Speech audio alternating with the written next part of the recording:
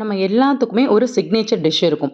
நம்ம அத எப்படி பண்ணாலும் நல்லா வரும். அதே சமயம் நம்ம வீட்ல அத மட்டும் தான் நல்லா இருக்குன்னு வாய தொறந்து எல்லாரும் பாராட்டுவாங்க. அது மாரி இது என்னோட சிக்னேச்சர் டிஷ். நெய் சாதம், தேங்காய் பால் சாதம் எப்படி வேணாலும் சொல்லலாம். அதுக்கு ஒரு குக்கர்ல எண்ணெயும், நெய்யும் ஊத்திட்டு காஞ்சதுக்கப்புறம் ஹோல் ஸ்பைசஸ் எல்லாம் ஆட் பண்ணிட்டு முந்திரி பருப்பு ஆப்ஷனல் தான். ஸோ வெங்காயம், பச்சை மிளகா, கருவேப்பிலை எல்லாம் சேர்த்து உப்பு போட்டு நல்லா வணக்கி விட்டுக்கோங்க. வெங்காயம் நல்லா வணங்குனதுக்கு அப்புறமா இஞ்சி பூண்டு பேஸ்ட் சேர்த்துக்கோங்க. கொத்தமல்லி, புதினா. தக்காளி வந்து கொஞ்சமா வதங்குனா போதும்.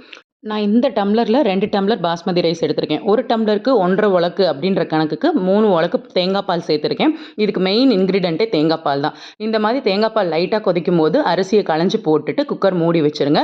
இந்த ஸ்டேஜுக்கு வரணும். தண்ணிலாம் வத்தி இந்த ஸ்டேஜ்ல இருக்கும்போது குக்கர மூடி ஒரே ஒரு விசில் விட்டு எடுத்தீங்க அப்படின்னா, குழையாம பொல பொலன்னு ஒரு தேங்காய் பால் சாதம் சூப்பரா ரெடி ஆயிரும். எந்த சாப்பாடு செஞ்சாலும் குக்கர்ல வைக்காம உடனே ஒரு பவுலுக்கு ட்ரான்ஸ்ஃபர் பண்ணிருங்க. சூப்பரான சாப்பாடு ரெடி.